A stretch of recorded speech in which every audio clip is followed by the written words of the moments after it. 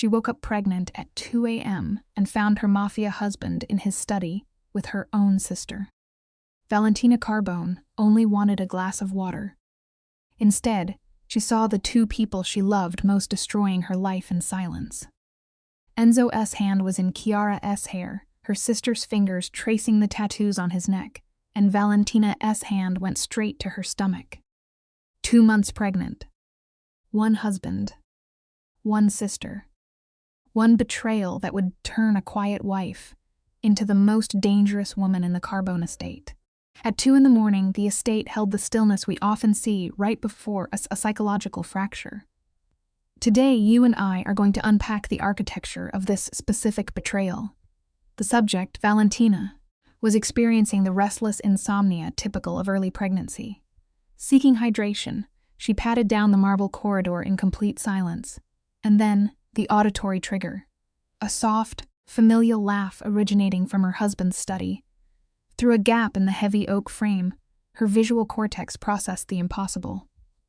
Enzo, a classic megalomaniac narcissist, entwining his fingers in her sister Chiara's hair. Chiara was tracing the ink tattooed on his neck. In that singular observation, the cognitive dissonance shattered every deeply held belief Valentina possessed regarding trust. Her hand moved to her abdomen. Gestation was at 8 weeks. The two individuals she formed her primary attachments with were now dismantling her psyche. Before we proceed, we should acknowledge a vital truth. Even in our profound moments of devastation, we possess a latent resilience we rarely recognize. If this examination resonates, consider engaging with the material by liking and subscribing. The corridor became a tunnel of isolation, a classic manifestation of acute trauma. Her motor functions paralyzed against the cold marble. Her amygdala screamed the primal urge to flee or confront the aggressors violently. Yet, the paralysis of disbelief overrode her nervous system. She remained entirely immobilized, quietly observing the destruction of her existence through that gap. Through the dim illumination, we observe the apex predator in his element. Enzo Carbone had cemented a lifelong bond with her 36 months prior. Now, his knuckles rested against her sister's cheek. With a gentle manipulation, he had systematically withdrawn from his wife. Chiara leaned into the stimulus with a fluidity suggesting long-term conditioning. This was an established behavioral loop. Intrusive questions flooded Valentina's prefrontal cortex. How extensive was the deception? She analyzed past data holidays. Chiara's cross-pace rate, filling faint applied on speed to as applied possessive pressure to Valentina's thigh. She finally understood she had been the unwitting audience in their psychological theater. She pressed hard into her own abdomen, just to anchor her failing nervous system. Medical experts validated the pregnancy 7 days ago, a statistical anomaly after 24 months of isolated weeping, while her husband engineered his emotional distance. Now, the variables aligned. Chiara's voice filtered through the wood, devoid of empathy. "You should inform her," she stated. Enzo's vocal frequency was too low to decode, but his nonverbal cues was definitive. He shook his head, the musculature in his arms contracted, as he drew Chiara into his physical space. At that precise juncture, Valentina's emotional core underwent sudden death. The deep attachment she had fostered for her psychological captor, a textbook manifestation of Stockholm Syndrome, simply evaporated. It was instantly replaced by a profound, freezing dissociation that flooded her nervous system. The subject initiated a tactical retreat, using the wall to maintain equilibrium. Tears obscured her vision, but she exerted absolute control to suppress the emotional purge. They would not witness her psychological fragmentation. Valentina navigated the corridor with calculated silence. She ascended the grand staircase, moving past the ancestral imagery of ruthless patriarchs and the freshly painted nursery. Upon securing the primary bedroom, she positioned herself on the mattress and entered a catatonic stare. The clock documented the passage of time. 3 in the morning, then 3:30, until the sky shifted its atmospheric illumination. She remained static, cognitively dissecting every data point of her marriage. For the anomalies, she had entirely missed. We must catalog the behavioral indicators she had rationalized. The nocturnal absences attributed to syndicate commerce. The isolated phone communications. Kiara's increased visitation frequency over 6 months, camouflaged by sibling bonding. The micro-expressions exchanged between the two predators when they felt unobserved. Valentina had operated under the protective mechanism of willful denial. When the door breached at Singsanning, she remained rigid. The sound of Enzo's footfalls preceded the weight displacement on the mattress behind her. The narcissist reached out to initiate contact with her shoulder, and her nervous system involuntarily recoiled.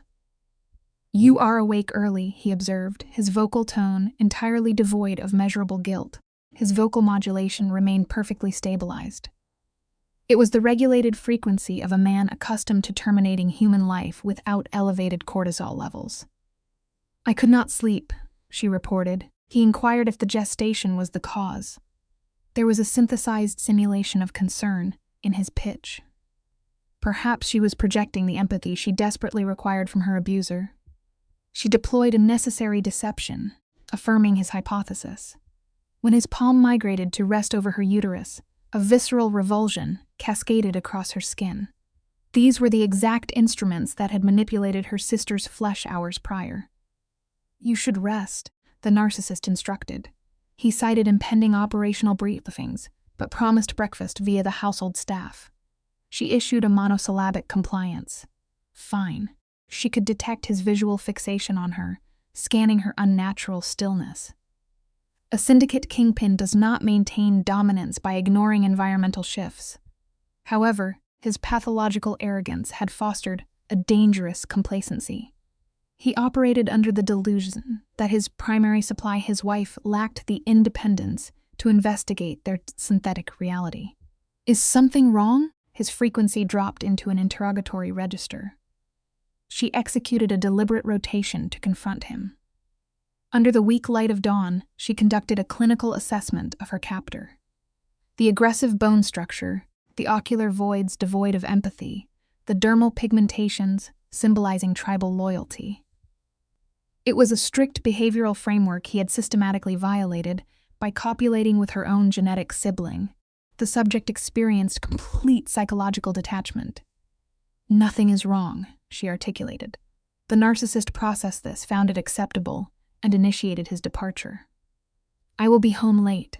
Do not wait up." She observed his locomotion toward the exit, noting the drape of the fabric across his shoulders. She tracked those inked knuckles as they seized the wooden frame. She deployed a sudden stimulus. "Enzo," he rotated. "Is Kiara attending dinner this week?" A micro-expression of apprehension disrupted his facial symmetry. It was an involuntary twitch lasting milliseconds, but her hypervigilant state captured it perfectly. "I do not know," he replied with calculated neutrality. "Why?" She offered a highly plausible decoy. She mentioned desiring to celebrate the recent gestation. His jaw contracted sharply. "That sounds adequate. Inform me of your decisions." Then he exited, leaving her isolated with a radioactive truth. "Stick with me here, because you and I are about to witness her primary behavioral adaptation." The subsequent days constituted a pure survival protocol. Valentina functioned as a spectral presence, executing the motor scripts. A few of an obedient spouse while her emotional apparatus petrified. She regulated her expressions for the personnel. She endured his morning affections without physical rejection, and she initiated stealth surveillance. She monitored the digital illumination of her sister's identifier on his device. She noted the deployment of the deadbolt on his office barrier. She quietly observed Kiara's aggressive infiltration of her domestic space. The antagonistic sibling presented with immaculate grooming and an artificial vocal volume. "You appear fatigued," Kiara hypothesized. "Is the fetus depleting your energy reserves?" Valentina offered a non-committal confirmation. The predator crossed the spatial boundary to compress Valentina's hand. "I experience anxiety regarding your isolation while your husband works." Valentina countered, citing the presence of the staff. Subordinates do not equate to genetic kin. Kiara's eyes communicated a distinct sadistic pleasure, neatly camouflaged as familial apprehension.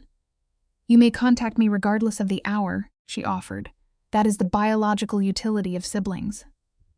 Valentina consciously terminated the physical connection, retracting her limb. I acknowledged the gesture.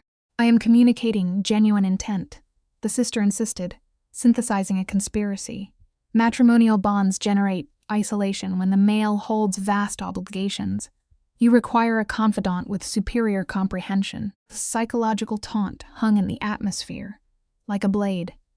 Valentina scanned the subject's facial muscles for indicators of remorse, but the diagnostic yielded zero results. Kiara merely sustained the narcissistic smirk she had utilized since adolescence. She possessed a history of acquiring desired stimuli without ethical hesitation. Currently, her target was the primary mate. "I require immediate recuperation," Valentina stated, severing the interaction. "My physician mandates stress avoidance." The predator stood, adjusting her garments. "I will navigate the exit autonomously. Transmit my greetings to him." Valentina delivered her counterstrike with precision. "I am confident you will communicate with him yourself." For a fraction of a second, the predator's facade experienced a structural failure.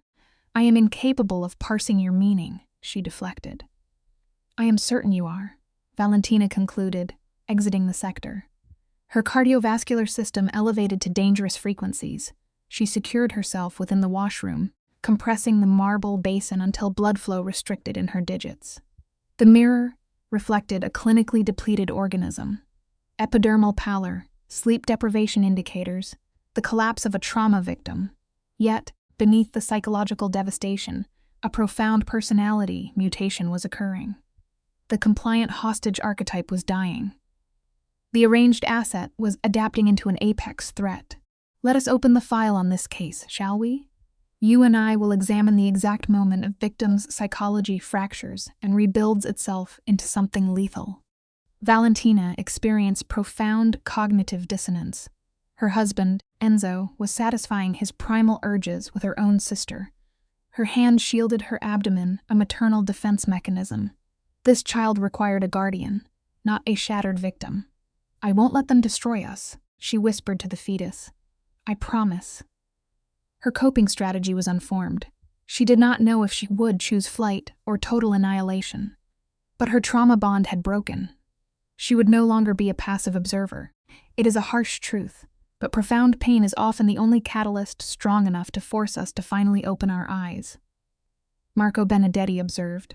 Marco had witnessed Enzo exhibit the traits of an antisocial personality ordering executions, with zero autonomic arousal, negotiating over the blood of enemies.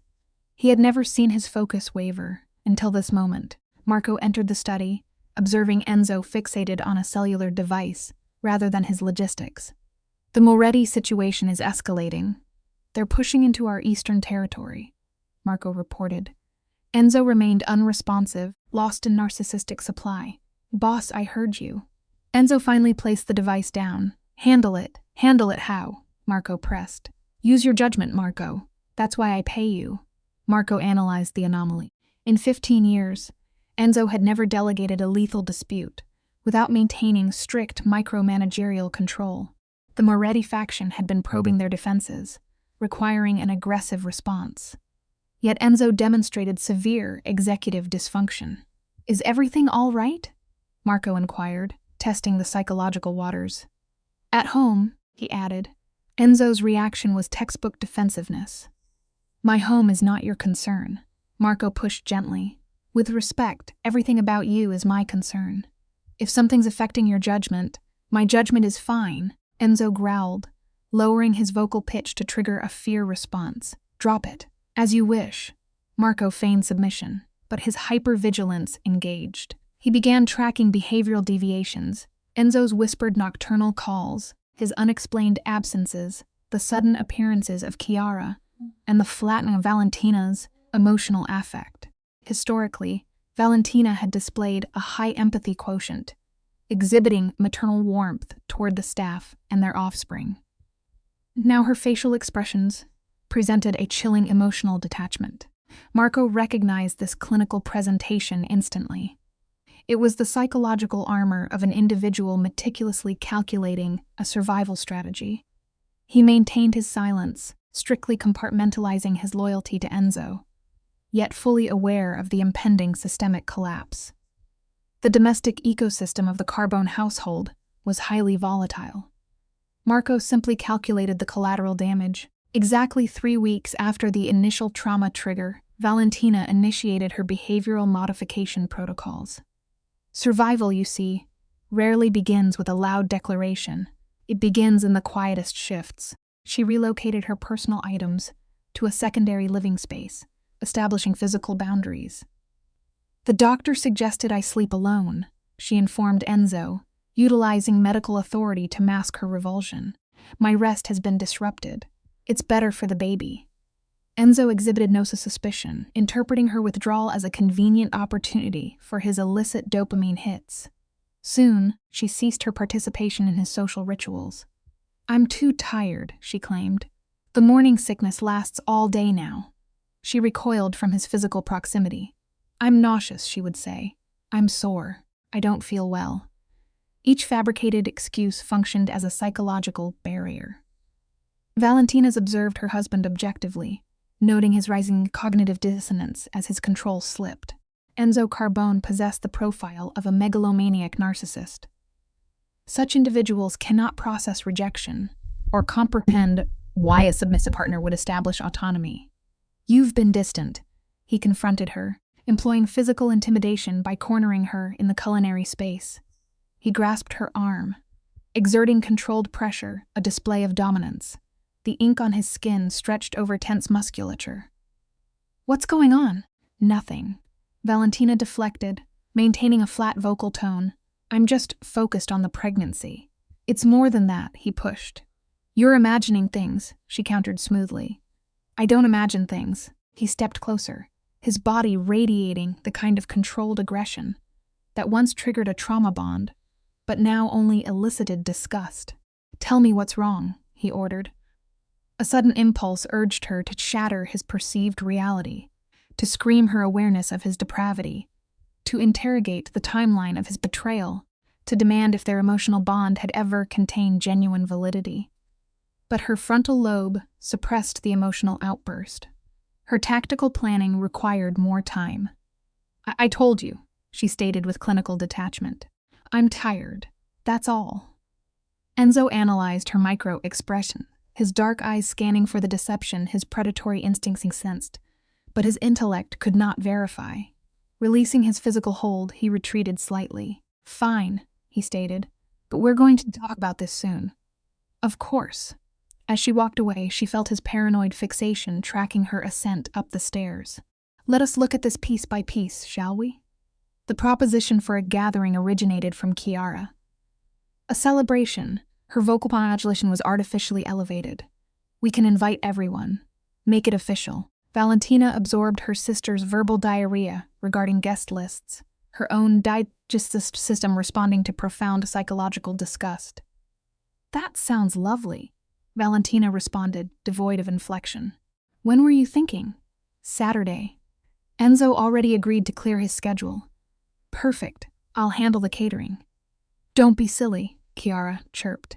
I'll take care of everything. You just rest and look beautiful. Valentina terminated the connection. Staring at the device, they were orchestrating a theatrical display of family unity to mask their pathological betrayal. You and I have seen this pathology before. The megalomaniac and his accomplice brazenly flaunting their deception under the guise of celebrating intimidated by their own perceived superiority. It is a grotesque irony, yet, as the chronological countdown to the event progressed, Valentina engaged in her own psychological preparation. She actively suppressed any urge for a hysterical public confrontation. Such an outburst would only feed their narcissistic supply. Instead, she chose the role of the clinical observer. She would monitor their nonverbal communication, map the dimensions of their betrayal, and gather empirical data. Only then would she architect the precise methodology needed. The lesson here is profound. True patience in the face of deep betrayal is the ultimate weapon. When the designated evening arrived, Valentina stood before the reflective glass, analyzing her own physical presentation. She had curated her aesthetic with militaristic precision. She wore a crimson silk garment that accentuated her biological state while maintaining a sophisticated dominance.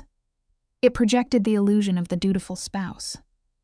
Internally, her neurological state was purely combative. "You're stunning."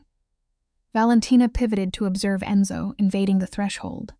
He wore a tailored dark suit, his collar unbuttoned to reveal the epidermal branding on his neck. His gaze assessed her with an overt, predatory hunger that now triggered pure nausea within her. "Thank you," she said softly. "You should go downstairs. The guests will be arriving soon. They can wait." He advanced across the spatial divide, his locomotion aggressively territorial. He captured her waist, restricting her mobility before her flight response could activate. "I've missed you," Enzo murmured. "I know things have been difficult." His tone dropped into a manipulative cadence. "The pregnancy, the stress. But after tonight, things will be different. I promise." A wave of dark humor washed over her prefrontal cortex. Would his pathological infidelity magically cease? Would he suddenly develop the capacity for genuine human connection?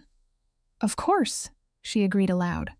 Following this, he administered a condescending kiss to her forehead, a classic gesture of proprietary control. 10 minutes. Don't keep our guests waiting." She tracked his departure, then refocused on her reflection. "After tonight," she echoed, acknowledging the impending paradigm shift. "Everything changes." The gathering was exactly the grandiose spectacle Chiara had orchestrated. Refracted light from countless flames illuminated the champagne. Organic floral matter masked the scent of corruption. The grand architectural space, dormant since their ceremony, now functioned as an arena for their deception. 50 apex predators of the socioeconomic hierarchy navigated the room, their vocalizations a low frequency of illicit commerce and manipulation. This was Enzo's ecosystem, a habitat where every social interaction disguised a lethal motive. Valentina glided through the environment, functioning perfectly as the apex queen. She engaged in superficial dialogue regarding pediatry aesthetics and biological outcomes. She tolerated the invasive physical contact of peripheral females offering unsolicited maternal protocols. Simultaneously, she engaged in active surveillance. She analyzed Enzo's physical dominance, his tattooed appendages, manipulating financial backers and suppressing competitors. Her focus then shifted to Chiara, draped in a crimson garment designed to maximize visual stimulation. Her sister was experiencing a visible dopamine surge, intoxicated by the power of harboring a clandestine reality. Chiara's vocal volume was inappropriate. She initiated unnecessary tactile contact with a maritime logistics director, yet her ocular focus repeatedly snapped back to Enzo, seeking his validation. "Stick with me, this is where the clinical dynamics shift entirely." The perpetrator operated under the cognitive distortion that their micro-expressions were invisible within the high-density environment. Their arrogance was a fatal miscalculation. Mrs. Carbone. Valentina reoriented to face an unidentified male. He possessed silver-threaded hair and bespoke tailoring signaling financial superiority. His facial muscles formed a benign smile, but his eyes were ruthlessly analytical. "I don't think we've met," she stated, maintaining a neutral affect. "Dante Moretti," he replied, presenting his hand. "I'm new to your husband's circle of associates." The surname triggered a memory file of a hostile threat. "A pleasure," she said. "We must remember, dangerous enemies often arrive with a smile. Let us examine this initial point of contact." Valentina exhibits the deep isolation typical of a subject controlled by a megalomaniac narcissist. When Dante approaches, his gaze lacks the possessive aggression of her husband. He notes her beauty as genuine, a stark contrast to their manufactured environment. This triggers a physiological response, a flush of heat. The first positive stimulus she has registered in weeks. She attempts to enforce her boundaries, addressing formally, but he insists on familiarity. He presses a simple business card into her palm before dissolving back into the crowded room. He has just planted a vital seed of escape in a deeply conditioned mind.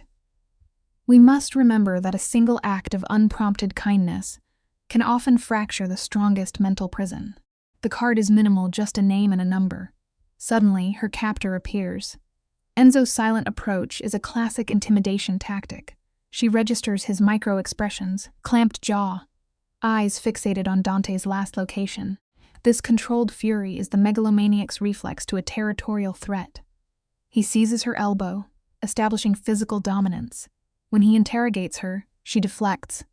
For the first time, we witness a fracture in her Stockholm syndrome. Her conditioned submission dissolves, replaced by sudden defiance.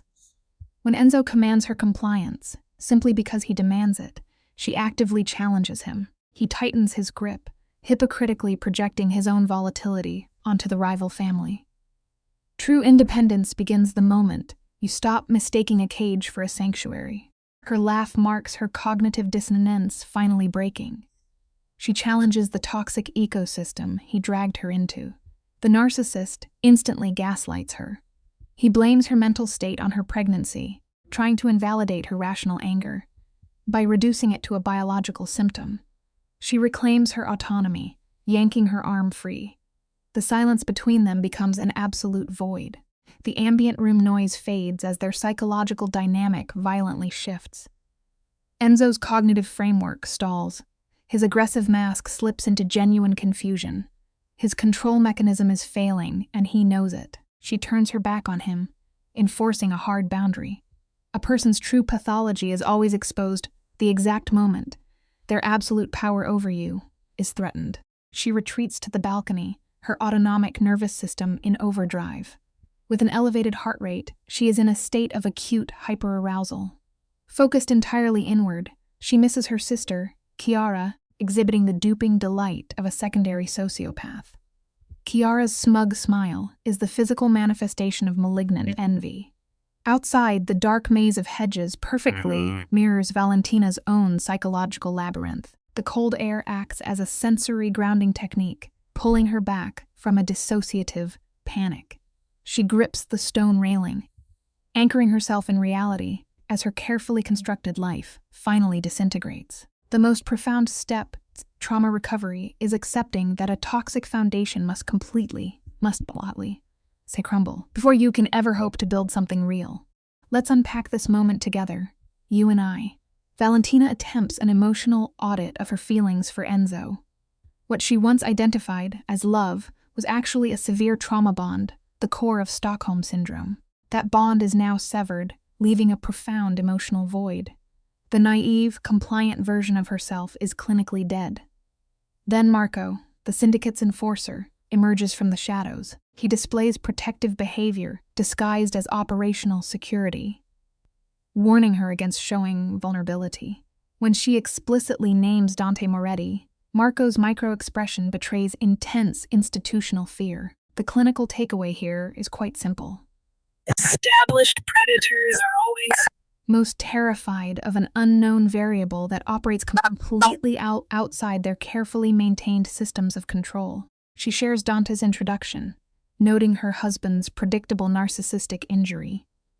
Marco maintains a safe physical distance, an atypical behavior for an enforcer that hints at empathy.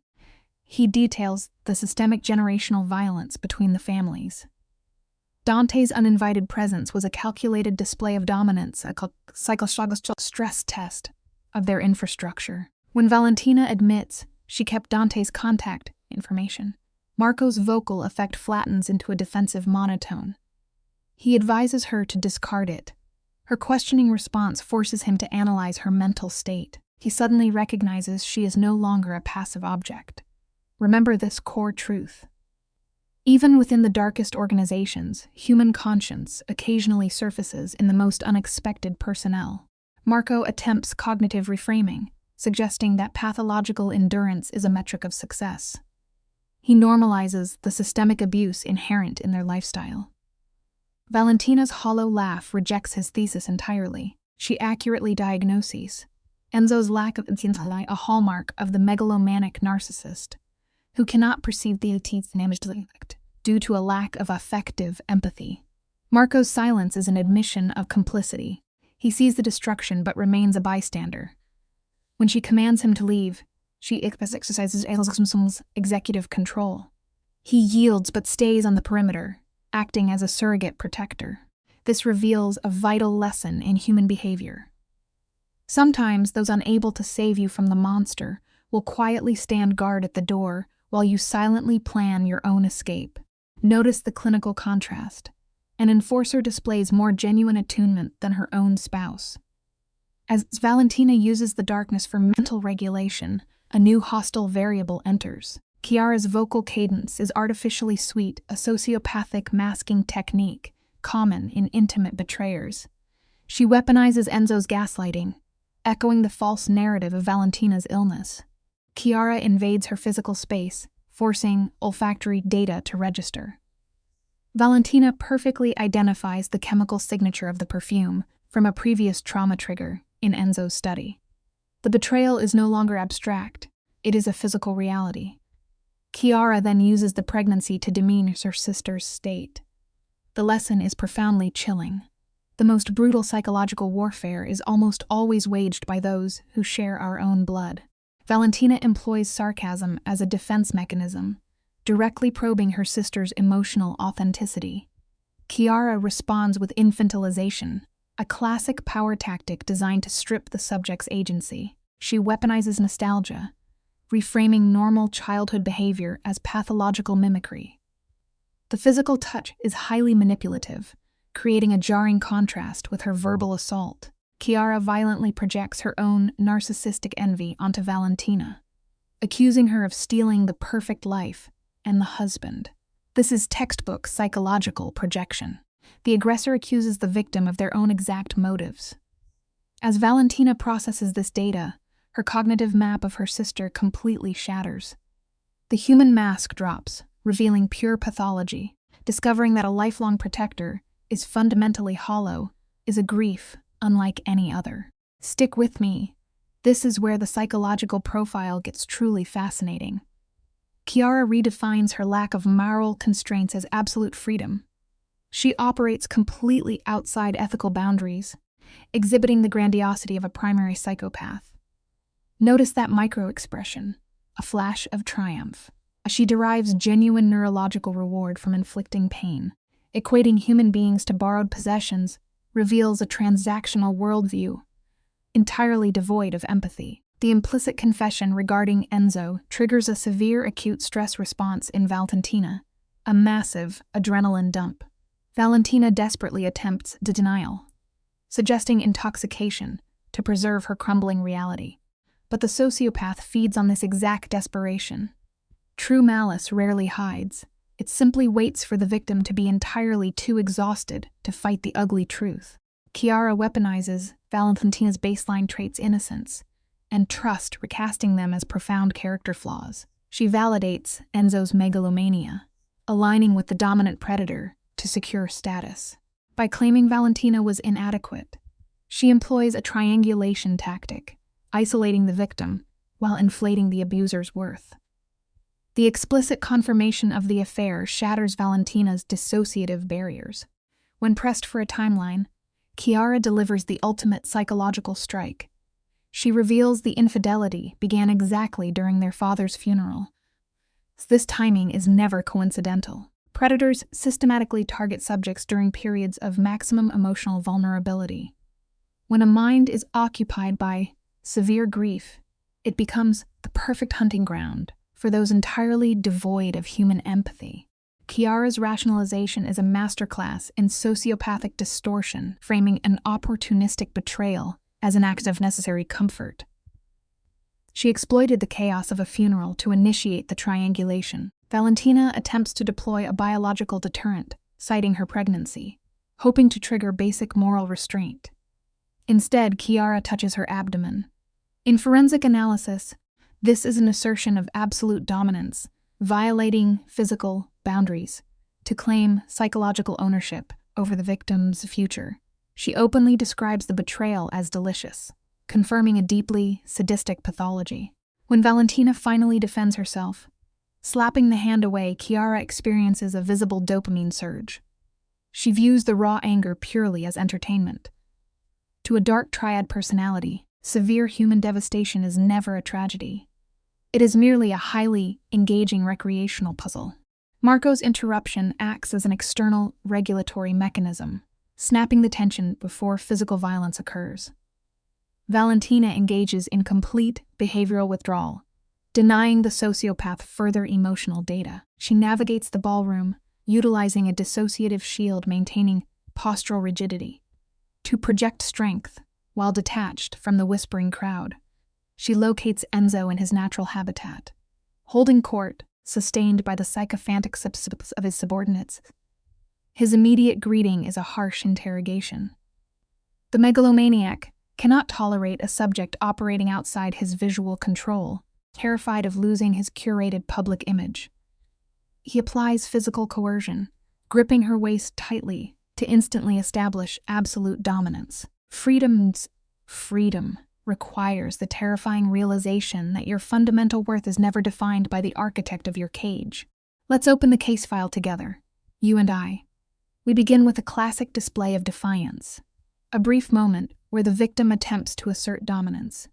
Valentina tells her husband, Enzo, not to make her look like a fool, her voice devoid of emotion. She points out he manages that perfectly well on his own. It is a dangerous provocation.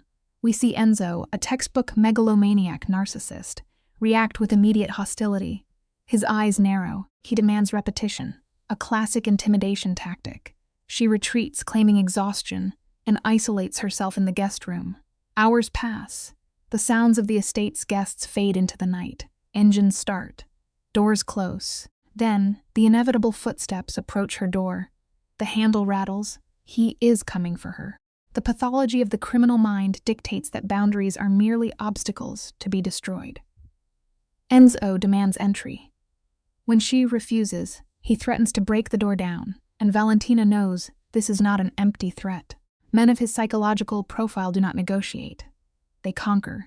She complies, unlocking the barrier. He steps inside, stripped of his formal suit jacket, revealing the dark ink on his skin, visual markers of a life steeped in organized violence. He interrogates her, demanding to know what happened, instantly invading her safe space and closing the door behind him. He accuses her of lying, entirely projecting his own deceit onto his victim. He can sense the shift in her behavior. He knows something is fundamentally wrong. He lists her behavioral changes with clinical precision. She will not speak to him, touch him, or share their marital bed. Valentina attempts to use her pregnancy as a shield, a common defensive mechanism, but Enzo shatters it. His voice elevates, revealing a momentary lapse in his tightly constructed facade. He proudly asserts his intelligence, demanding to know what she is hiding. The projection here is staggering. Valentina responds with a harsh, defensive laugh, struck by the immense hypocrisy of his accusation. If we observe closely, this is the exact moment the victim decides to fight back. She turns his demand for truth into a weapon. She invites him to discuss secrets, specifically targeting his unexplained, late-night absences. Valentina systematically dismantles his alibis, mentioning the isolated phone calls before dropping the ultimate catalyst, her sister. For the first time, we witness genuine fear in the narcissist. His complexion pales when he attempts to feign ignorance. Valentina's emotional dam breaks. She explicitly describes the visual evidence, seeing his hands and her sister's hair in his private study 3 weeks prior. The silence that follows is heavy, suffocating. Enzo's micro-expressions betray a rapid cycle of shock, guilt, and a rare glimpse of deep-seated shame. Yet, even in her devastation, Valentina needs verbal confirmation. She asks how long the betrayal has been occurring. Enzo's jaw clenches, preparing to deliver the psychological blow. 6 months. I want you to sit with that time frame for a moment, because it is crucial to understanding the depth of the deception. Half a year of looking into her eyes while engaging in absolute betrayal. Valentina connects the timeline to her father's funeral, realizing the affair began during her most vulnerable state of grief. His quiet confirmation acts as a physical strike. Her physiological response is immediate. Her legs fail, and she collapses onto the bed, hands shielding her unborn child. She verbalizes the horrific reality. She is carrying his heir while he has been violating her trust with her own flesh and blood. Predictably, Enzo immediately minimizes his actions. He claims the sister meant nothing. Attempting to retain control, she establishes a physical boundary, raising her hand and forbidding him from touching her. Enzo resorts to pleading, a manipulative tactic designed to elicit sympathy from the very person he traumatized. Valentina clearly sees through the charade, sarcastically asking if he wants her to revert to the blind, compliant wife who ignores his infidelity with her sister. Enzo desperately claims he ended the affair that very night, insisting he terminated it with Chiara before entering the room. He frames this as a realization of her value, but Valentina correctly identifies it as damage control because he was caught. Drawing on a sudden surge of adrenaline, she stands her ground. She informs him that his apologies hold absolutely no psychological weight. When cornered, the narcissist. Let's evaluate this final turning point together. Valentina accurately verbalizes the megalomaniac's core pathology, his objectification of human life. By declaring she and the child are not property, she violently shatters his delusion of ownership. She assumes executive control, issuing a direct eviction command. Denied his compliant supply, Enzo retreats behind a cold psychopathic mask, issuing a predictable threat of retaliation. As the door shuts, her nervous system completely crashes. The weeping is a vital biological release of accumulated trauma. Yet, she remains trapped in his estate due to a total lack of external support. Psychological healing is rarely instantaneous. Sometimes, the ultimate victory is simply surviving the dark isolation until a genuine escape path finally reveals itself. Today, you and I are going to unpack this clinical case file together. We begin with the subject, Valentina, trapped in a textbook state of isolation. Her father is deceased. Her sister, Chiara, has become a hostile variable. Every social tie she possesses leads back to the primary aggressor, Enzo. This is the gilded cage of a megalomaniac. His control mechanisms are escalating. He cancels his external duties, hovering with a hypervigilant obsession, born of pure, desperate paranoia. The narcissistic collapse is beginning. It shows when he sits at the morning table and notes, quite coldly, that she has refused her food. Observe the physical markers of the subject's captor. The ink on his throat acts as a permanent record of the violence and underlying constructed civilized persona. Their dialogue reflects a battle for autonomy. She denies him the compliance of eating. He weaponizes the unborn child's health to force submission. When he slams his cup, it is a physical manifestation of his failing grip. He pleads for conversation, whether baby names, anything to reestablish the trauma bond. His voice actually fractures. The original persona, the stoic and flawless mob architect she married, is gone. A true narcissist begging is a rare pathological anomaly. We see a fascinating emotional detachment in Valentina here. Total affective flattening. The captor is experiencing a psychological unraveling, yet the victim feels absolute apathy. She correctly identifies him as the sole architect of their destruction. In response, he exhibits classic manipulative bargaining, leaning in with those violent hands to beg for a reset. He wants a clean slate. She rejects the physical contact, remaining entirely unresponsive to the ring on his finger. Instead, she introduces a volatile trigger into the environment. She mentions a lunch invitation from Chiara. Immediately, his megalomaniacal control snaps back into place. Valentina challenges his authority directly, an incredibly dangerous move against this psychological profile. He attempts to reframe the sister as a toxic element, entirely ignoring his own 6-month betrayal. It is a stunning display of cognitive dissonance on his part. Valentina acknowledges the complete destruction of their foundation. She leaves her meal untouched, establishing a boundary. Then comes the ultimatum. She states her intent to leave the environment, threatening the ultimate narcissistic injury. She promises to erase herself and the unborn heir if he tightens the cage. She is testing the limits of her own residual power Within this dynamic, the captor issues a veiled threat, yet fails to pursue her. This is a crucial shift in the power matrix. Valentina proceeds to the rendezvous point. The sister Chiara has strategically selected a high-visibility environment to neutralize any potential physical retaliation. It is a calculated social defense. As Valentina sits, Chiara launches an immediate psychological strike, criticizing her physical appearance before ordering alcohol to emphasize the contrast in their autonomy. It is a classic dominance display. Chiara revels in her unburdened status, waiting for the staff to clear the zone before initiating the true interrogation. Chiara probes for details of the fallout, searching for signs of emotional devastation.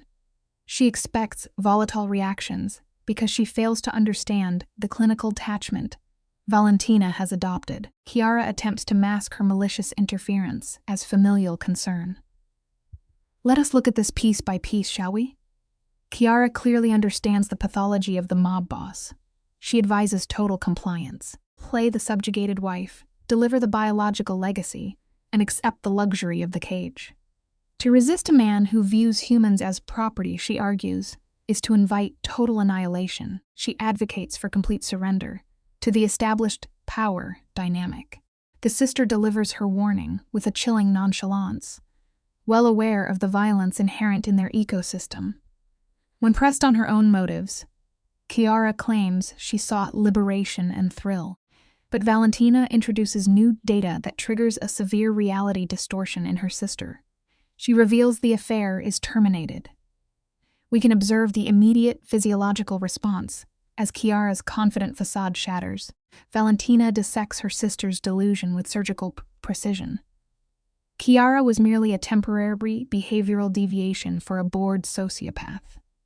When the fundamental structure was threatened, the megalomaniac prioritized his proprietary asset, the wife.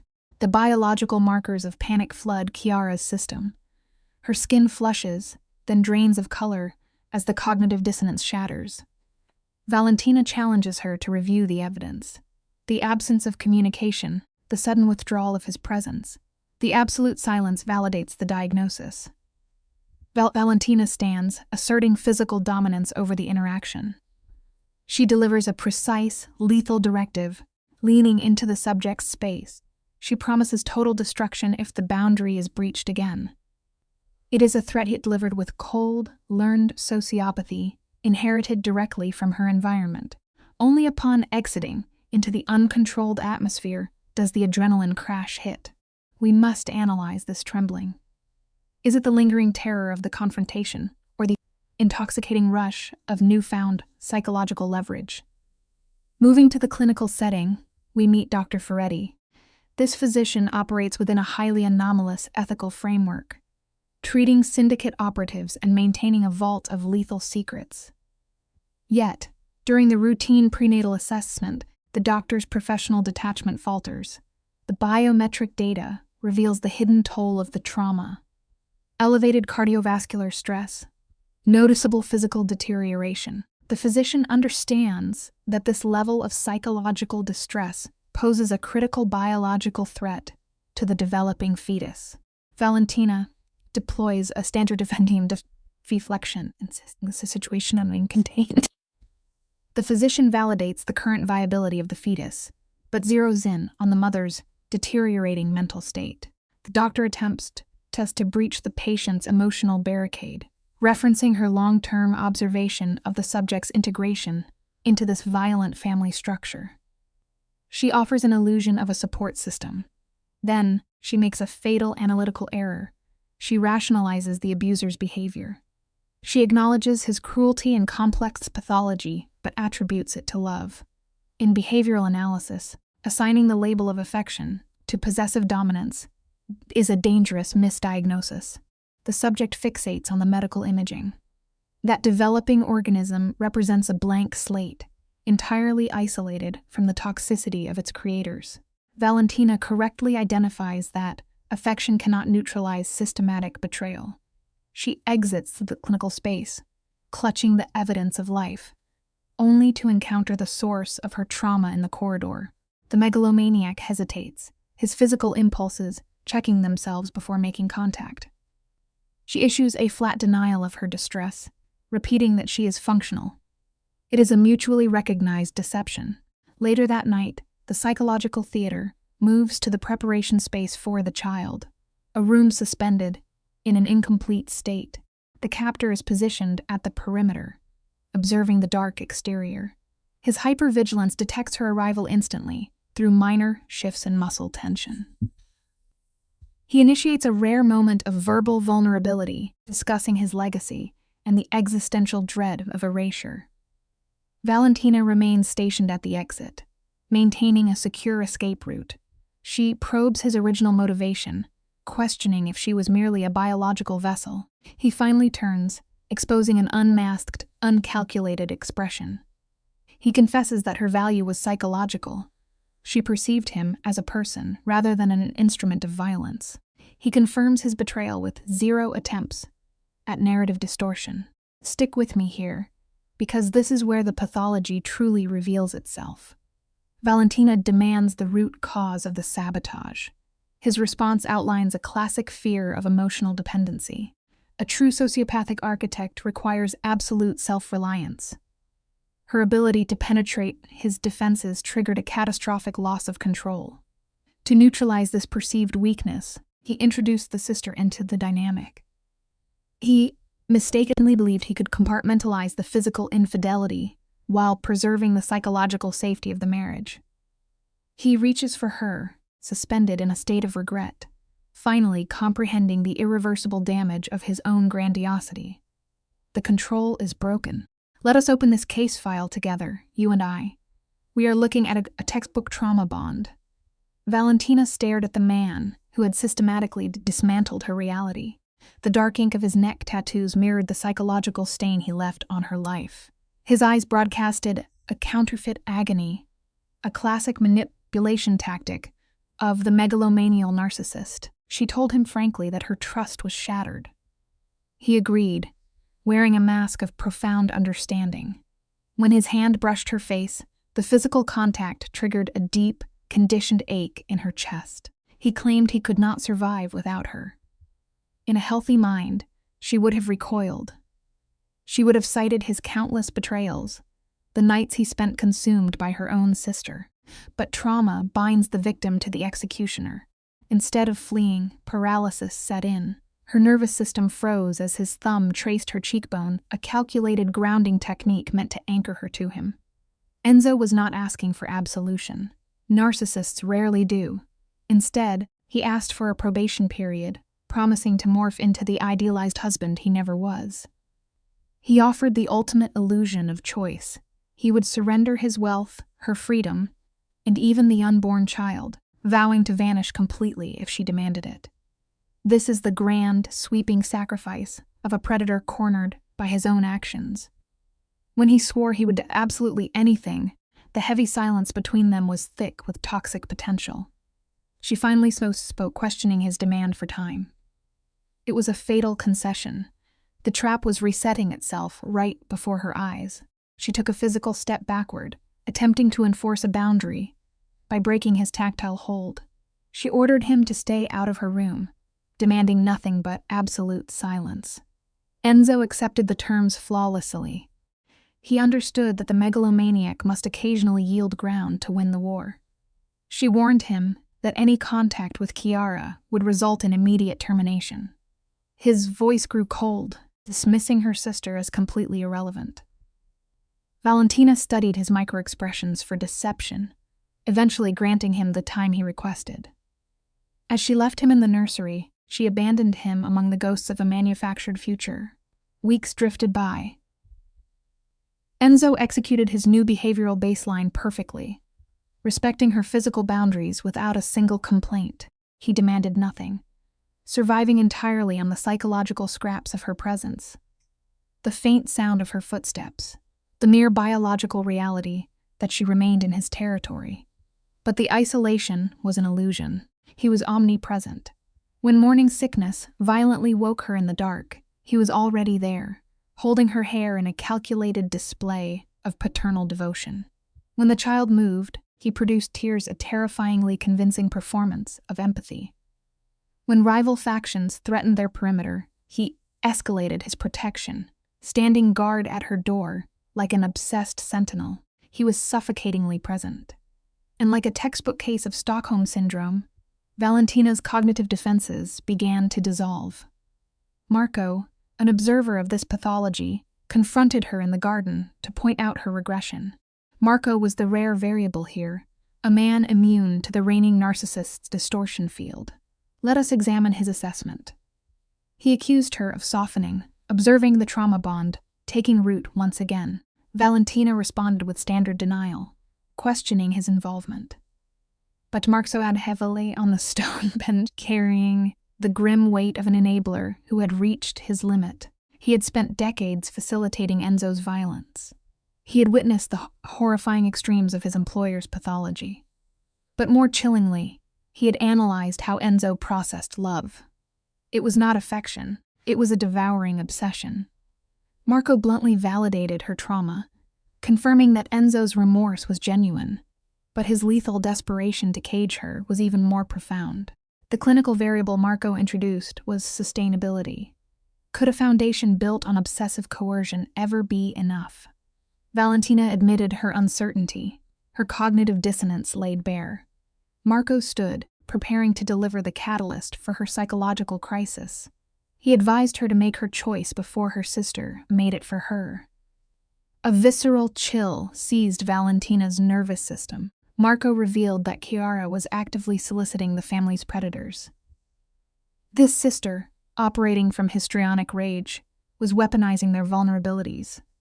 Their previous confrontation had not deterred Chiara. It had simply activated a reckless vindictiveness. After Marco departed, Valentina remained paralyzed in the garden, gripping her stomach. The external threat was escalating rapidly. Notice how the trauma bond redirects the victim's fear.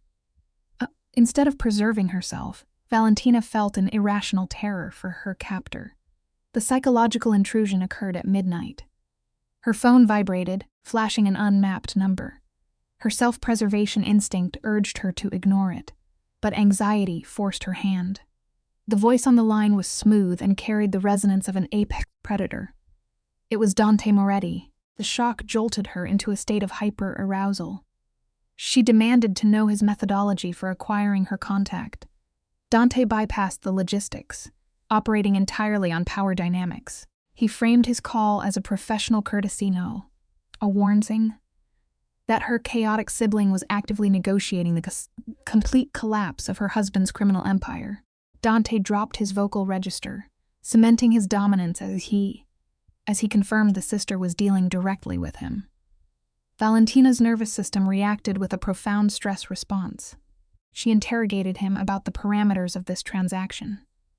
Dante described an exchange of institutional secrets data, precise enough to trigger an internal collapse. Why offer this intelligence to the prey? Dante claimed he valued autonomy, but his true motivation was behavioral observation. He had analyzed Enzo's obsession. The megalomaniac's attachment was so volatile that no advantage Chiara offered could outweigh the apocalyptic violence Enzo would unleash if his prize was harmed. Dante issued a summons for a solitary meeting, leaving her paralyzed by a terrifying new reality. Sleep became impossible. Here is the fascinating mechanism of her condition. A rational subject would alert their heavily armed spouse to an existential threat. But the trauma of betrayal fractured her trust, isolating her within her own marriage. She concealed the intelligence from Enzo, choosing to shoulder the danger alone. This isolation is a hallmark of the manipulated mind. The next day, she navigated to the financial district, stepping into a private club where illicit commerce thrived in the shadows. Dante sat perfectly integrated into his environment, projecting total control. He stood to acknowledge her arrival, observing her with the clinical detachment of a scientist watching a mouse navigate a maze. He freely admitted his surprise at her absolute compliance. Valentina mirrored his emotional flatline, refusing the superficial hospitality of tea. She demanded raw data regarding her sister's strategic intent. Dante meticulously laid out the pathology of the betrayal. 3 weeks prior, Chiara had initiated a devastating transfer of operational intelligence logistics, geographical vulnerabilities, and personnel susceptibilities. Her objective was to siphon Enzo's assets the moment his psychological framework collapsed. Dante analyzed Chiara's hypothesis that Valentina's departure and the extraction of the child would trigger Enzo's total systemic failure. The rival boss tilted his head, directly probing Valentina's internal locus of control. When she confessed her paralyzing indecision, Dante accepted the ambiguity with chilling neutrality. Let us analyze what Dante is doing here. He is mapping the anatomy of a monster. He explained that Chiara's intelligence focused dangerously on interpersonal dynamics. She had weaponized Valentina's pregnancy, diagnosing the fractures in the marriage, and pinpointing Enzo's absolute obsession. A cold terror cascaded through Valentina's nervous system. She questioned the relevance of her emotional status to a syndicate war. Dante's response was a masterclass in criminal psychology.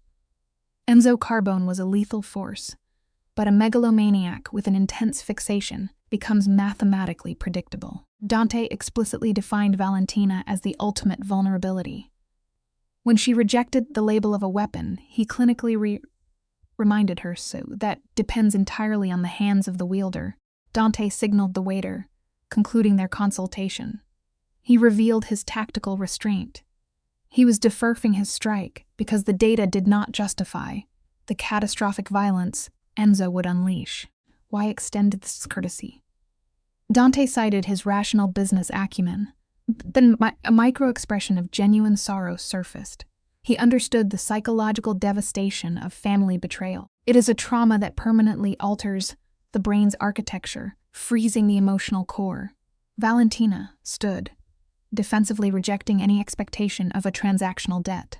Dante rose smoothly, leaving an open-ended offer for an extraction that her narcissistic captor could never provide. She exited without looking back. But his clinical assessment had successfully infected her thought process all the way home. Upon her return, the illusion of the reformed husband shattered. Enzo stood by the window, but the controlled facade had evaporated.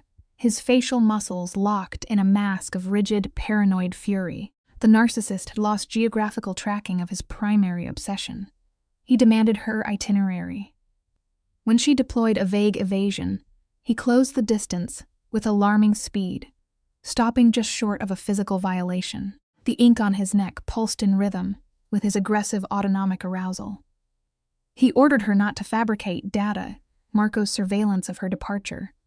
His vocal tone dropped into a deeply dangerous frequency, begging her to confirm she had not behaved recklessly. Valentina held her ground, coldly defining her action before dropping the name of his apex rival. Here is the lesson we must take from this wreckage. A predator's interval overrides his promises. The resulting silence was an absolute vacuum. Enzo's neurological processing manifested visibly shock, terror, and homicidal rage cycled through his features, before settling into sociopathic grief.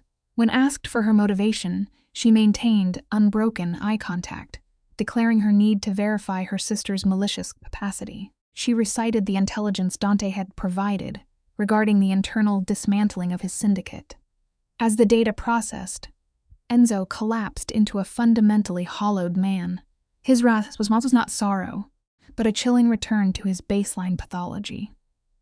Staring into the void, he quietly lamented that he had not simply murdered her sister the moment the betrayal began. We observe Valentina exhibiting classic cognitive dissonance. She is not your sister anymore, she tells Enzo, her words laced with the sharp edge of betrayal. As a clinician, you and I see this pattern often, the victim displacing anger onto the secondary aggressor. Enzo, displaying the calculated vulnerability of a deeply narcissistic personality, claims he confessed only to protect their unborn child from the wreckage of Chiara's jealousy. He steps closer, modulating his tone to simulate empathy. Valentina's response is instinctual. She explicitly states she does not trust him. Yet, she remains in the room. The lesson here is profound. Trauma often binds us to the very source of our pain, confusing proximity with safety. Notice his physical manipulation. Enzo reaches for her hand, stopping just short a textbook tactic to force the victim to bridge the gap. He praises her for giving home, cementing her role as the forgiving martyr. Then, the external stimulus disrupts the behavioral loop. Valentina's phone vibrates, delivering a visual threat from her sister, Chiara. It is a photograph of Valentina entering Dante Moretti's establishment, accompanied by a message reeking of malignant envy, a promise to destroy everyone Valentina loves. Enzo reads the message over her shoulder, his psychological mask slipping to reveal a cold pallor. The predator realizes another predator has entered his territory. "Let her come," Valentina whispers. It is a fascinating defense mechanism embracing the inevitable conflict to regain a semblance of control. Enzo's response is immediate and absolute, shifting instantly from remorseful husband to militant sociopath. Within hours, the Carbone estate transforms into a hardened bunker. Let's take a closer look at this environmental shift. Staff are purged to eliminate human leverage, while hardened enforcers materialize to lock down the perimeter. Amidst this mobilization of raw aggression, Valentina isolates herself in the library. She presses her hands to her abdomen, hyper-fixating on the 20-week-old life inside her. In chaotic systems, the human mind anchors to the most innocent variable to survive. The visual presentation of the subject in this moment is highly significant. Enz appears in the doorway, with his sleeves rolled up, exposing the dark ink of his forearms. He is no longer playing the domestic partner. He has visually reverted to the dangerous apex predator of his underworld environment. He suggests she eat, attempting to exert basic biological control, but she refuses. He takes a seat across from her, carefully maintaining a physical boundary. It is a calculated display of restraint. He diagnoses Chiara's behavior clinically, dismissing it as mere noise, assuring Valentina that the rival Moretti syndicate will not act. He understands that fear requires oxygen, and he is methodically starving it. How does he know the rival faction will not intervene? Because he has already negotiated with Dante. They are driven by pragmatic pathology. Violence is simply a transaction, and war is currently bad for business. But then Enzo leans forward, breaching the psychological distance, and asks a question that forces Valentina to confront her own complicity. Does she want her sister dead? You and I have to understand the weight of this moment. Valentina is suddenly forced to look directly at the violent sociopathy she married into. A world where human life is a logistical problem to be eradicated. Her refusal to sanction her sister's murder is her desperate attempt to cling to her own fading moral baseline. Valentina rationalizes her mercy through the lens of childhood attachment. She invokes memories of braided hair and shared grief at their mother's funeral. This is regression clinging to an idealized past to avoid the horrifying present reality of her sister's pathology. Enzo processes this data without emotion. He decrees that Chiara will live, but must be excised from their geographic reality. When he turns back at the door, he displays a rare, raw fracture in his narcissistic armor. He claims he is trying to be better for her and the child. He is attempting to rewrite his own behavioral script. The reality we must accept is that change is rarely born from sudden morality. It usually stems from the fear of losing one's most prized possession. For the first time since the betrayal, Valentina experiences a shift in her emotional baseline. The pure anger Dilutes into a dangerous sense of possibility, the hallmark of a deep trauma bond. When morning arrives, gray and cold, the physical environment mirrors her internal isolation. The estate is a fully militarized zone. Guards patrol the locked gates. Windows are sealed. The primary subject, Enzo, has vanished from the environment. She confronts Marco in the surveillance room, demanding her husband's location. Marco employs deflection, stating his only directive is her protection. It is the standard protocol of an enabler shielding the primary aggressor. We see how isolation is always framed as protection. Valentina refuses to be pacified. She elevates her vocal tone, rejecting the role of the fragile pregnant dependent. She demands agency, Marco exhibiting the discomfort of a subordinate caught between conflicting directives, finally breaks protocol. He reveals that Enzo has taken a tactical team to Chiara's apartment. He emphasizes the phrase non-lethal, a linguistic cushion designed to manage Valentina's anxiety. Marco then attempts to shift the psychological burden onto Valentina herself, claiming every violent action Enzo takes is now done in her name. It is a devastating manipulation tactic.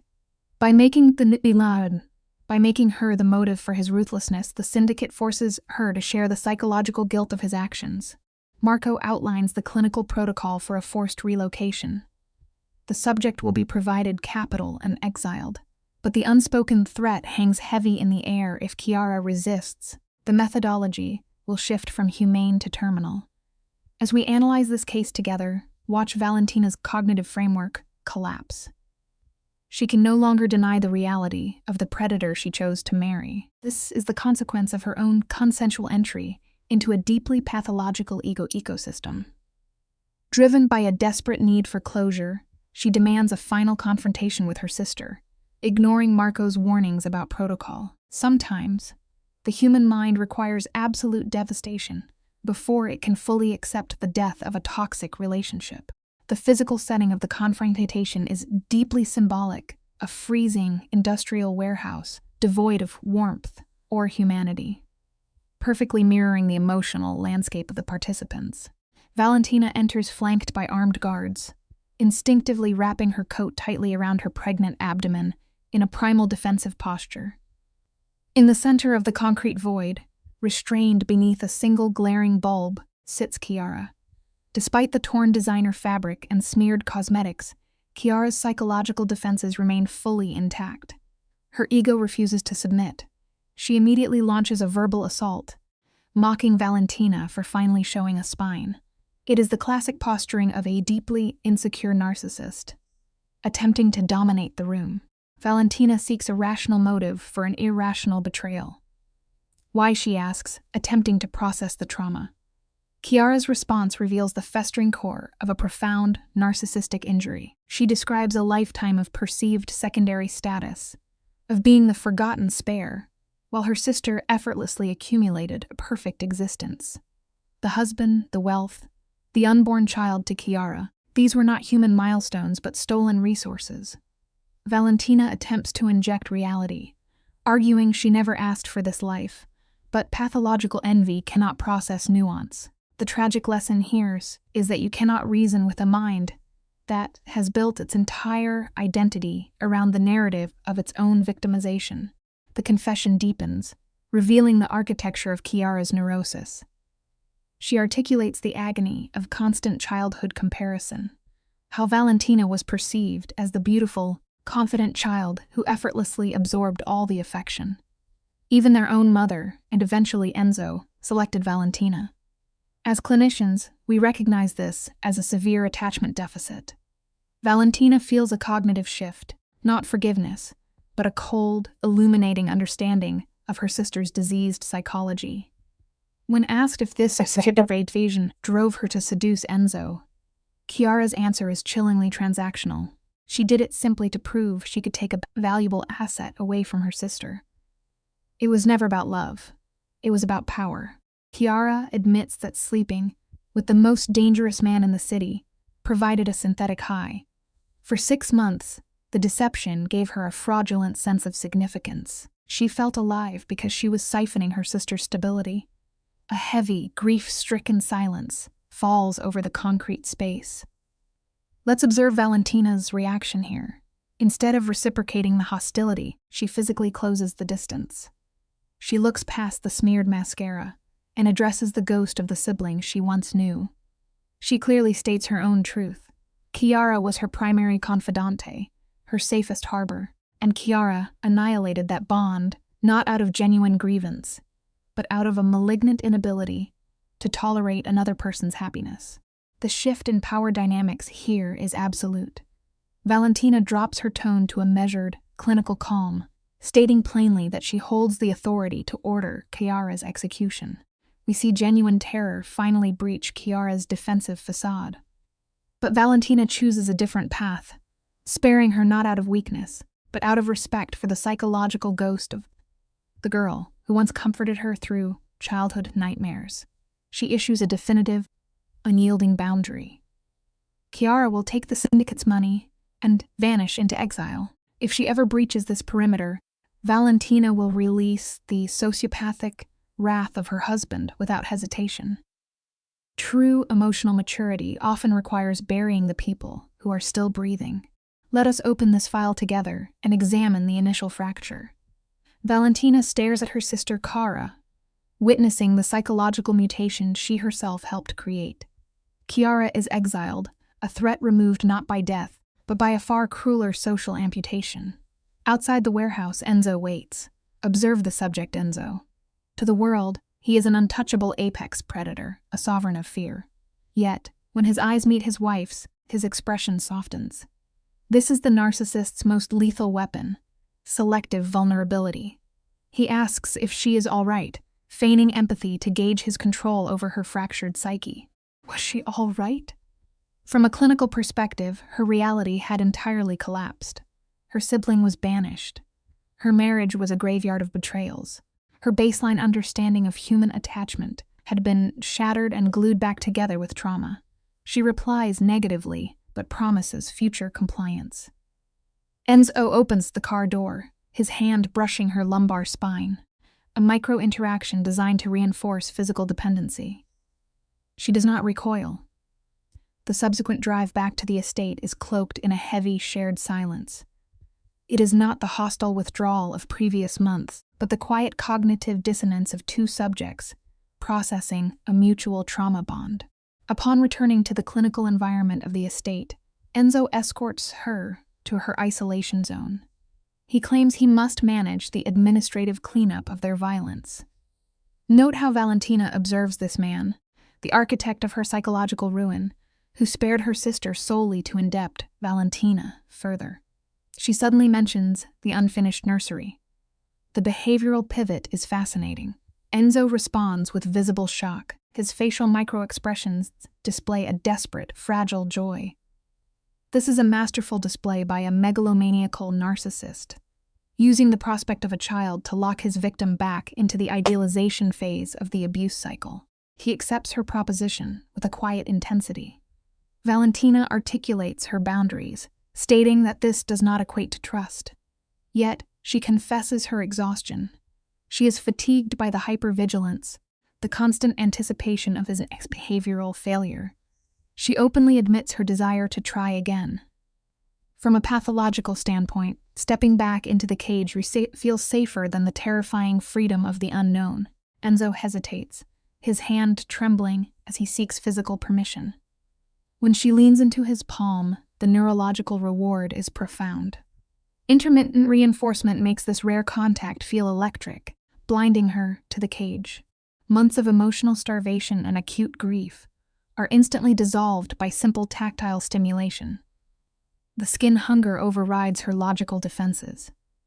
Enzo vows to spend his remaining days earning this submission. She retreats before the emotional flood overwhelms her completely, closing the door. That night, her brain, exhausted from chronic stress, finally allows her a dreamless sleep. As the seasons cycle from spring into summer, the estate simulates the environment of a healthy home. Together, they construct the nursery in neutral tones, an exercise in shared delusion. They are painting over the psychological rot with soothing shades of cream and green. You and I must look closely at how they furnish this trap. The crib is a generational artifact, the mobile playing an ancestral melody. These props serve to normalize their deeply abnormal reality. The emotional distance between captor and captive begins to shrink. She cannot medically classify this as forgiveness.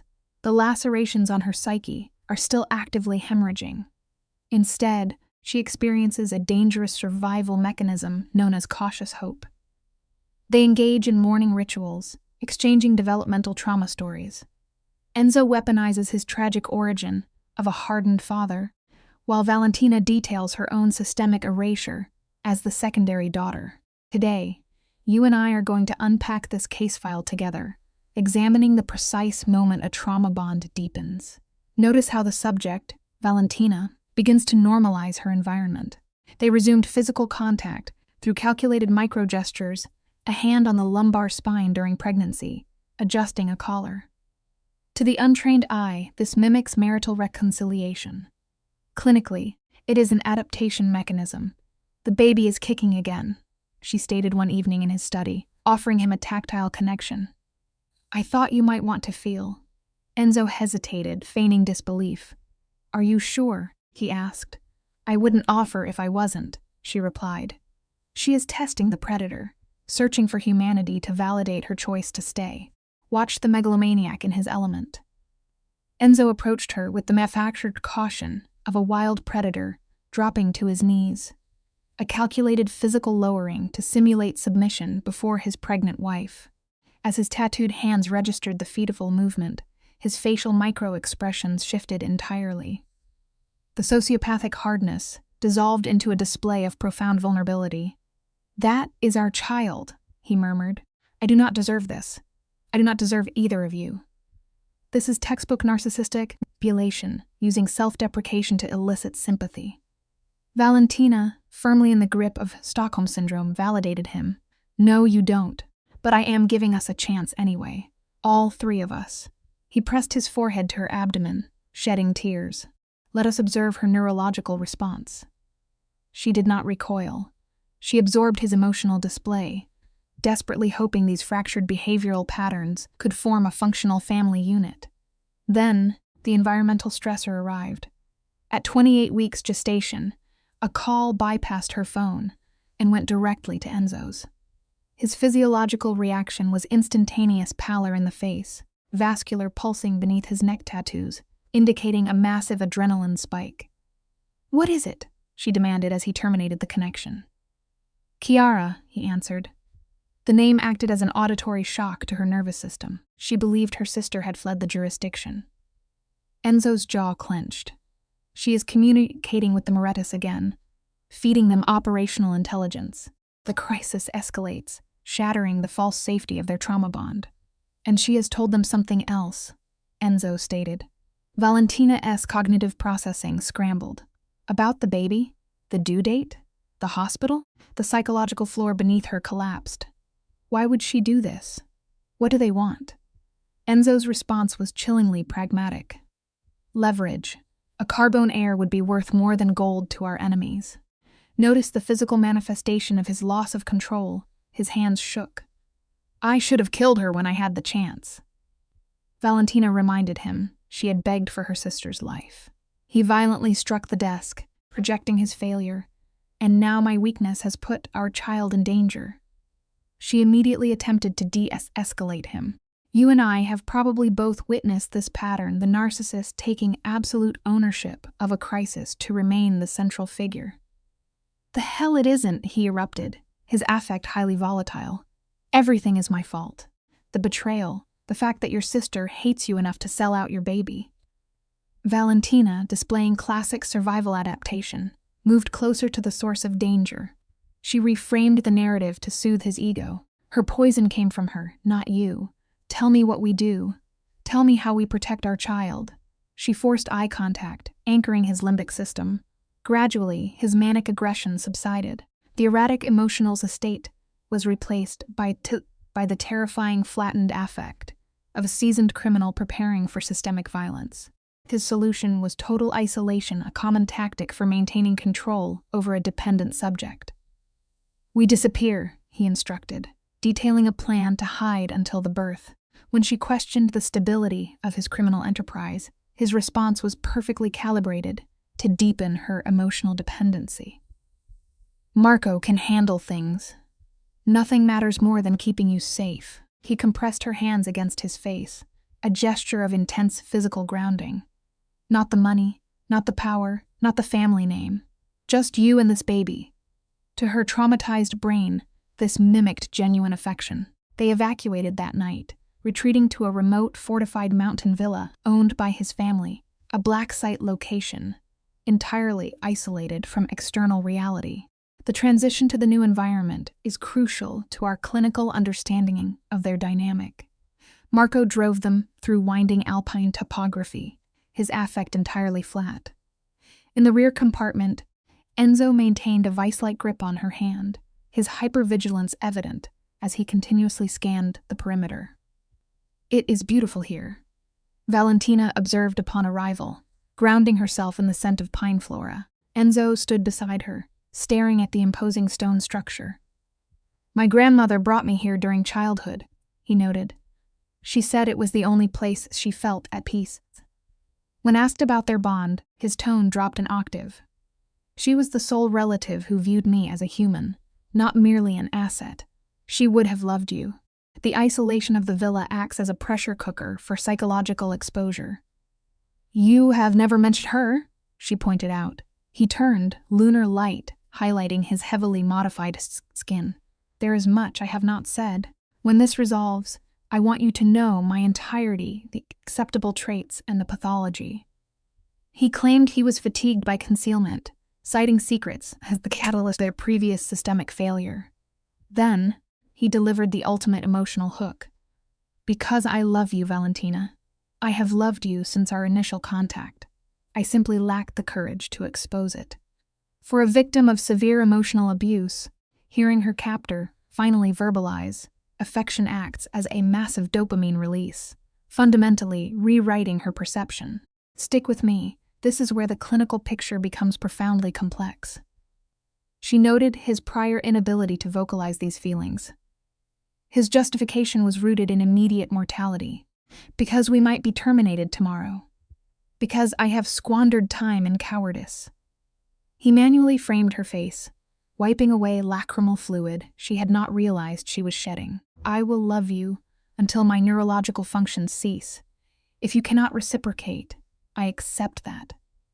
Valentina stared at the architect of her psychological destruction, watching him attempt to rebuild her fragmented psyche. "I do not know if I can say it back," she admitted, her voice lacking amplitude. He did not force compliance. "I am not asking for that, but I am experiencing something." Her trauma bond reached its absolute zenith in this enclosed space. "Something I believed was deceased," she whispered. "Something I thought you destroyed." He sensed his frontal lobe against hers, maintaining proximal dominance. "Label it as you wish, just do not cease experiencing it." A healthy subject would flee. Valentina, entirely conditioned by Stockholm Syndrome, tilted her face and initiated oral contact. It began as a tentative reassessment of physical boundaries, two damaged organisms mapping each other's sensory data. Then, a sudden combustion occurred. Months of suppressed hostility and severe emotional deprivation converted instantly into raw primal appetite. They clung to each other with the deliberate mechanics of drowning victims fighting for oxygen. When the physical enmeshment finally broke, both exhibited elevated respiratory rates. "We should transition indoors," Valentina stated, though neither initiated movement. She issued a direct command. "Take me to bed." He questioned her certainty, a subtle shifting of responsibility onto the victim. She placed his hand over the fetus, affirming her absolute compliance with the illusion they were building. He guided her into the structure without further verbalization. Inside the primary sleeping quarters, he manually ignited a thermal fire. She observed his musculature shifting beneath his garments, clinically studying the dermal modifications she had previously ignored. When he faced her again, his features displayed a terrifyingly authentic lack of defense. The sociopathic facade was completely dismantled, leaving only the fractured core of the megalomaniac. "We are not required to engage in intercourse," he offered, establishing a false sense of autonomy. "I will merely hold you." She rejected the boundary. "I require more than that. Cease questioning my certainty." She systematically unbuttoned his shirt. "I have spent months locked in hostility. Now I require certainty elsewhere." Stripping away the fabric exposed the visual history of a highly violent trajectory, Italian text, gang semiotics, timestamps of trauma permanently etched into his dermis. She traced the scar tissue with her fingertips, triggering an involuntary somatic tremor in his central nervous system. "Do they cause you pain?" she inquired. "You and I must recognize the life lesson hidden in this exchange. We often mistake the scars of our abusers for proof of their depth." Not anymore, he replied, his vocal cords tightening. They are merely markers of the entity I became to ensure survival. He captured her hand, flattening it against his sternum to monitor his elevated cardiac rhythm. But the organ functioning here is distinct. This is the persona I wish to occupy for you. They engaged in further physical intimacy, carefully discarding their outer layers. Under the thermal covers, the physical manifestation of their union rested between them. He palpated her skin with unsettling reverence. I have missed your presence, he whispered. I have been physically present, she corrected him mildly. We conclude our observation as the psychological enmeshment becomes permanent. I processed your emotional absence daily, he confessed against her clavicle. She pulled the architect of her trauma closer. Even during periods of intense hostility toward you, I felt it. I cannot categorize my current emotional state, but I know I require this. They engaged in a slow, methodical physical union, entirely distinct from the frantic, dysregulated coupling of their early marital history. It was a reconstruction built directly atop a foundation of mutual psychological wreckage.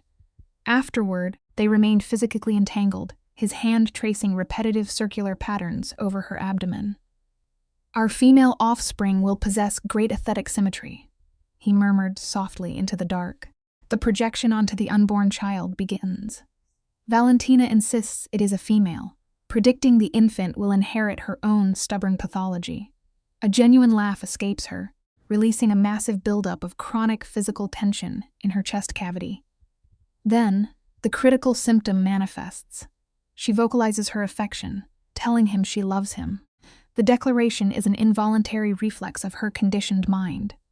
She clarifies that she loves his superficial attempts at behavioral reform. She loves the version of him that exists only in her trauma-bonded imagination. Enzo freezes, his vocal cords failing as he processes his complete psychological victory. He confesses his fear of losing her permanently. In response, she traces the ink on his cervical spine, a permanent physical marker of loyalty that his past actions completely contradict. She rationalizes the abuse, declaring they are more than their worst deviations. This is the tragic life lesson in human pathology. We will ignore a lifetime of terror for a single moment of perceived warmth. Enzo begins to weep. The sovereign of violence sheds tears, and the victim assumes the role of caretaker. She physically anchors this apex predator, silently committing to repair the very mind that methodically shattered her own. The dependency loop is now fully closed. They enter a period of suspended reality at the villa. The behavioral data shows them mimicking a functional domestic partnership. They cohabitate in the ancient kitchen, masking their lethal reality with domestic trivialities, like failed culinary attempts. As her gestation advances, they patrol the perimeter, pretending they are ordinary humans, planning an ordinary future, but external variables always intrude. Valentina questions their return to the hostile environment. Enzo, adopting the protector stance, assures her that the biological threat of Chiara is being neutralized through an alliance with a rival sociopath. The outside world remains a chessboard of threats. She questions the reliability of this new variable. You and I must analyze how quickly a victim learns to rely on their captor for safety. Enzo states his clinical philosophy. He trusts only mutual self-interest. Valentina leans into the physical form of her abuser, expressing her aversion to this perpetual state of hypervigilance. Enzo issues a standard manipulator's apology. Notice her response. She does not demand his transformation anymore. She simply begs him to ensure their biological survival. She has entirely surrendered her autonomy, asking the architect of her danger to act as her ultimate shield. He promises with his life, and her mind accepts this impossible guarantee. The illusion of control shatters precisely 3 weeks prior to the projected date. A severe physiological rupture wakes Valentina in the darkness, the somatic pain overriding her cognitive functions. Her body is initiating the expulsion of the infant at 36 weeks. Enzo's response is an immediate spike in adrenaline. She applies enough pressure to his metacarpals to cause contusions, announcing the premature biological event. The isolated villa instantly descends into chaotic stimulus. Subordinates initiate emergency protocols, communicating with aerial transport units and securing primitive medical supplies. Enzo stabilizes her with rhythmic linguistic conditioning in his native tongue. Let us observe the sheer mechanical panic of the environment. The aerial transport is 20 minutes out, yet the nearest medical facility requires a 2-hour transit. Enzo correctly calculates that the biological timeline will not permit this. A secondary figure, Dr. Ferretti, suddenly injects professional authority into the room, banishing the useless appendages of Enzo's criminal empire. What follows is a grueling 6-hour physiological trauma. Valentina endures the archaic agony of cellular reproduction. Through the entire ordeal, Enzo remains her psychological anchor, his voice serving as the sole tether keeping her conscious mind from dissociating completely. The infant breaches the atmosphere, her initial weak respirations quickly escalating into aggressive vocalizations. A biologically flawless female specimen is placed upon Valentina's sternum. In this solitary moment, the psychological architecture of the subjects undergoes a permanent mutation. This tiny, dependent organism is the physical manifestation of their profound trauma bond. Enzo weeps openly, his narcissistic armor dissolving at the sight of his own genetic continuation. He identifies his own traits in the child. Here is a simple, enduring truth. Even in the darkest, most broken soils of human behavior, new life insists on taking root. The trap is locked forever, reviewing their catastrophic history of psychological abuse. Valentina selected the name Sophia, desperately clinging to the concept of wisdom. Enzo vocalized the name, granting his authoritarian approval. For a fleeting interval, the subject succumbed entirely to the euphoria of her constructed reality, genuinely believing the delusion of future safety. But severe trauma rarely permits a lasting reprieve. A vibrational alert from an untraceable number fractured their fragile sanctuary. The digital communication from Hyara offered mocking congratulations and a direct threat against the newborn's life. Consequently, the subsequent aerial extraction to the urban medical center became an exercise in pure psychological torture. Valentina defensively curled around the infant.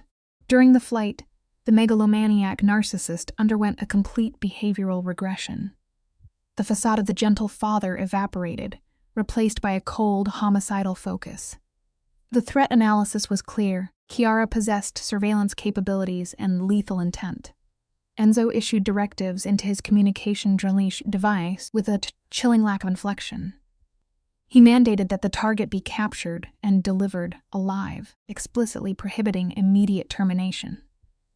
He required the psychological satisfaction of personal vengeance. Disconnecting the call, he seamlessly shifted back to the role of the protective patriarch, falsely assuring Valentina of their absolute security. As his marked skin intertwined with hers, the boundary between protector and predator completely dissolved. You and I must pause here, as this is the exact moment Valentina's moral framework collapsed entirely. Enzo declared his intention to execute the threat permanently, rationalizing that lethal violence was a mandatory prerequisite to protect his possessions. Previously, she would have advocated for ethical restraint and mercy, but the biological imperative of motherhood completely rewired her psychological boundaries. Holding the newborn, she consciously accepted the dark reality that she too was now capable of murder to ensure her offspring's survival. She explicitly authorized her husband's homicidal intent with 2 simple words. His ocular response confirmed a deep, sadistic pleasure. They returned to the estate, creating a sterile illusion of domestic peace inside a fortress. The structural environment of the estate mirrored the profound paranoia of its inhabitants. Armed sentries monitored every access point, and optical surveillance captured every movement, creating an atmosphere thick with impending violence. The infant, neurologically underdeveloped, remained oblivious to the predatory ecosystem surrounding her crib. Valentina entered a dissociative fugue state, typical of postpartum trauma, mechanically executing maternal duties through sleepless nights. Concurrently, Enzo demonstrated a deeply unsettling behavioral duality, while systematically orchestrating a ruthless manhunt. This apex criminal functioned as an attentive caregiver. He managed nocturnal feedings and vocalized melodies, compartmentalizing his extreme violence and domesticity. Valentina observed his domestic integration and formulated the dangerous conclusions that he was becoming a nurturing father figure. When he caught her analyzing his behavior, she confessed her astonishment at his psychological evolution from the volatile man she initially wed. Enzo exhibited a rare moment of vulnerability, seeking validation for his transformation. Leaning into his physical proximity, she expressed a desperate, unverified hope that his change was authentic. He promised to dedicate his remaining lifespan to justifying her forgiveness, acknowledging the rarity of this secondary opportunity. She delivered a light-hearted warning regarding strict limits on her leniency. They stood united, successfully suppressing their awareness of the imminent, lethal reality outside. The illusion of safety fractured when a subordinate announced the successful capture of their target. Chiara was dragged into the interrogation environment, restrained by literal forged metal bindings, effectively reducing a human being to captured prey. The severe physical degradation of her appearance, matted hair, emaciated facial structure, and ruined garments indicated prolonged psychological and physical distress. She resembled an organism that had entirely exhausted its survival mechanisms. Attempting a display of dominance, Chiara mocked her sister's new maternal status with a fractured vocal tone. Valentina observed this degradation from a secure vantage point, deliberately exposing the infant to this trauma. We must remember that in the criminal mind, closure is a myth. Let us open the case file on the Carbone family. Today, you and I are going to unpack this story together, clinically dissecting the minds of these apex predators. We begin with the sister Chiara. In a classic histrionic display, she demands to know why she attempted to destroy Valentina's family. Her justification is pure pathological projection. She claims Valentina stole their parents' love, the life meant for her, and the mob boss, Enzo. Chiara's eyes lock onto Enzo, who radiates the quiet stillness of a true antisocial personality. Chiara insists their father originally promised her to the Carbones, believing she was destined for absolute power. Valentina simply goes ice cold, rejecting this altered reality, and directs the interrogation toward her husband. Valentina demands empirical truth from the megalomaniacal narcissist she married.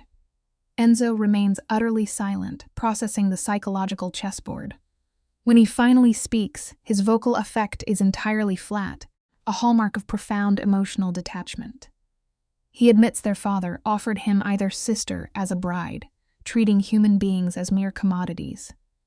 Enzo states he deliberately chose Valentina. He diagnoses Chiara with clinical precision. She was too obvious, driven by reckless ambition, making her easily manipulated. He physically aligns himself with Valentina, explaining that her quiet resilience was the exact trait his empire required.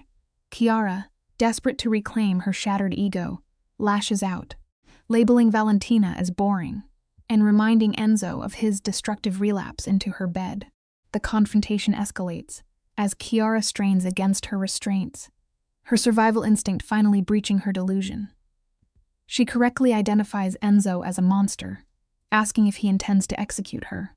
Enzo agrees with chilling, psychopathic serenity. Yes, that is exactly what predators do.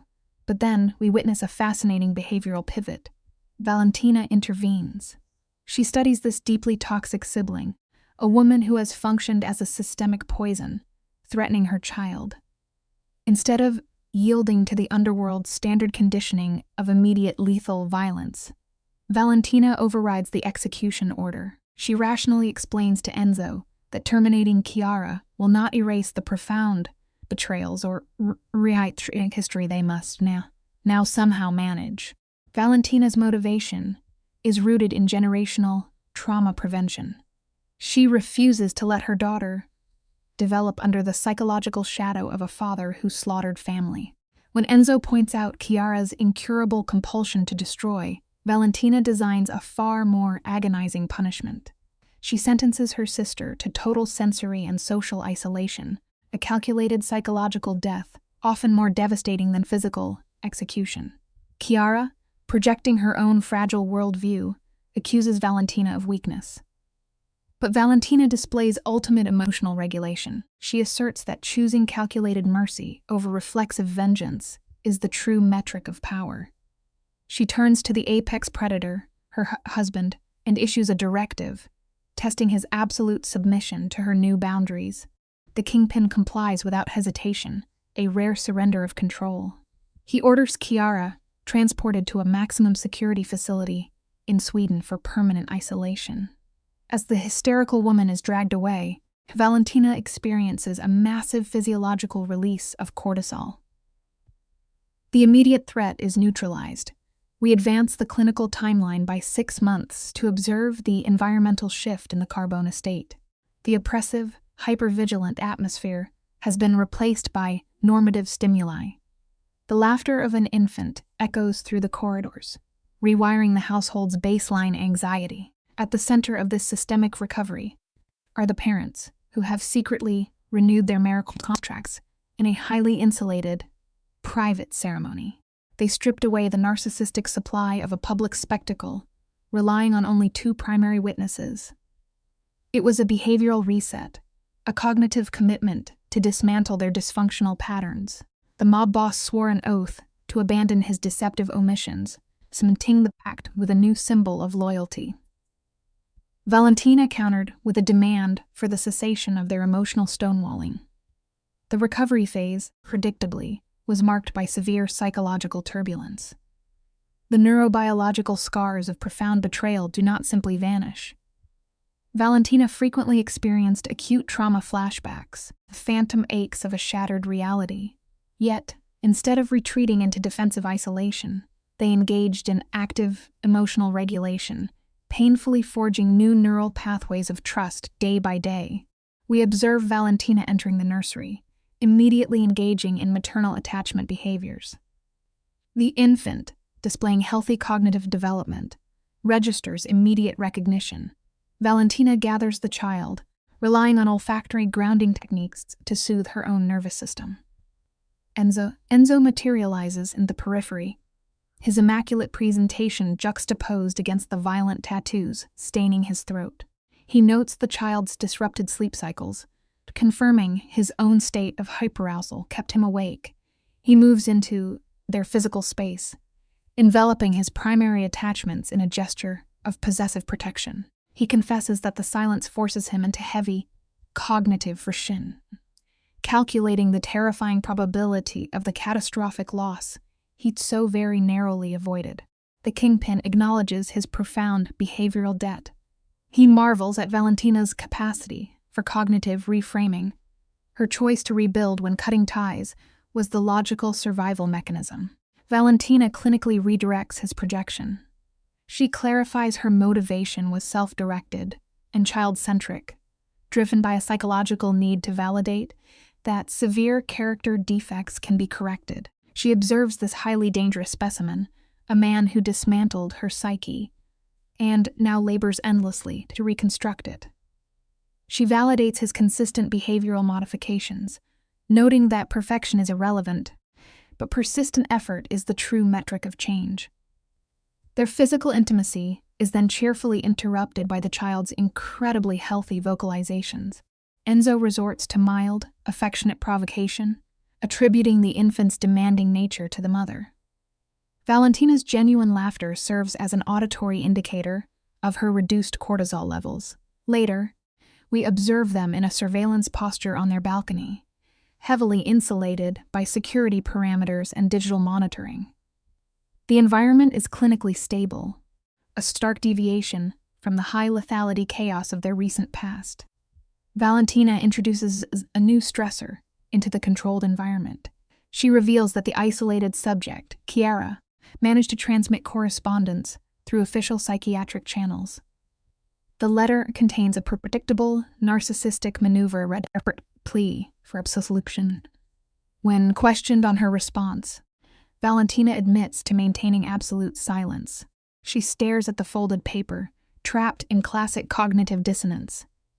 She cannot manufacture forgiveness for her abuser, but the metabolic cost of carrying chronic rage is slowly destroying her. Enzo, displaying a rare moment of adaptive support, promises to back whatever play she makes. Valentina leans into his strength, noting the clinical difference this time. She is no longer isolated in her trauma. The sky darkens into a deep, bruised navy as they exchange quiet declarations of affection. We move forward several years to a crucial developmental milestone. Sophia is old enough to question her origins, and Valentina must construct a sanitized narrative for her. Tucking the child into bed, Valentina was as a very difficult season, where they severely damaged one another and nearly lost their way. The child, insulated by her parents' violent protection, states with absolute certainty that they fixed it. Valentina strokes her hair, explaining the core thesis of their bond. She teaches her daughter that commitment is not a singular event, but a brutal, daily behavioral choice. When Sophia wonders if she will face similar impossible choices, Valentina delivers a crucial psychological truth. Life guarantees difficult decisions, but she is bred from survivors. She has the resilience required to endure anything this world throws at her. Valentina lingers, studying this innocent life, spawned from such immense psychological chaos and violence. The child remains untouched by the rot of their world. Slipping into the hallway, she finds Enzo standing guard. When he asks if the child is asleep, Valentina takes his hand. When he reaches, keys in the Avarn, grounding herself with the familiar, scarred skin of his knuckles. She reveals that Sophia is probing into their history. Enzo immediately gauges the threat level, asking how much truth was deployed. Then, exposing his own lingering insecurities, he asks if she regrets any of it.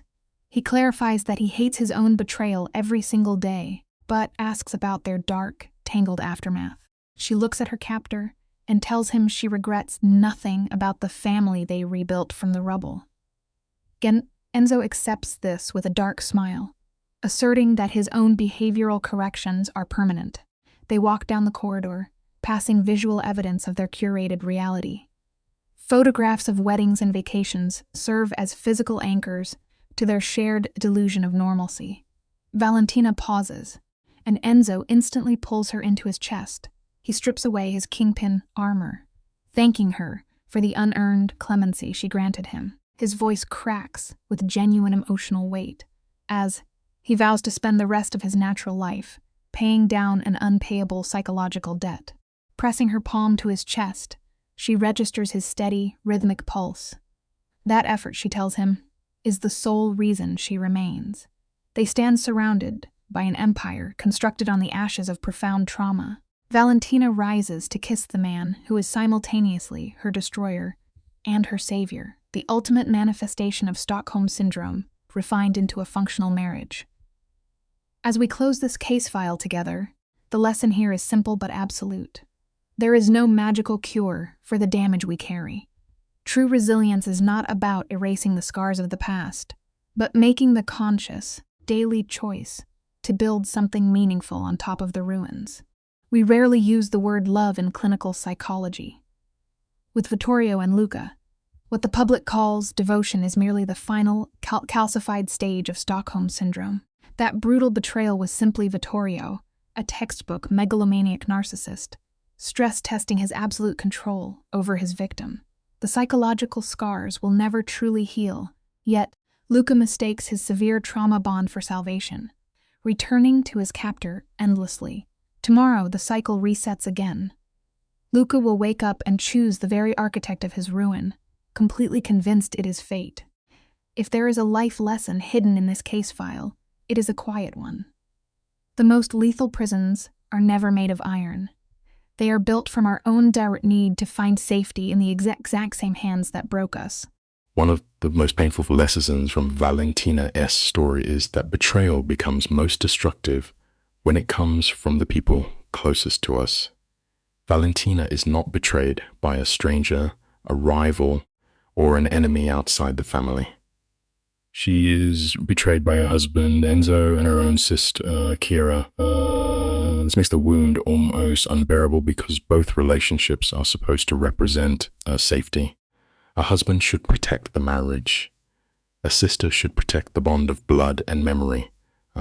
Instead, both become sources of humiliation and emotional violence. Valentina's discovery in the hallway is powerful because it destroys several truths at once. Her belief in her marriage, her belief in her sister, and her belief in her own ability to understand the people and the people she loves. This teaches an important educational lesson. Trust is precious because it gives others access to our most vulnerable places. When that trust is abused, the injury is not only about the act itself, but about the collapse of emotional reality. Valentina begins replaying every dinner, every phone call, every smile, wondering what was real and what was performance. Many people who experience betrayal go through the same process. They blame themselves for not seeing the signs earlier, but the responsibility belongs to the people who lied, not to the person who trusted. The story reminds viewers that love should never be treated casually, and family loyalty should never be used as a mask for selfishness. Betrayal teaches a hard truth. Not everyone who stands close to us is truly standing with us. Valentina's pain is devastating, but her strength begins when she stops pretending and finally names what has been done to her.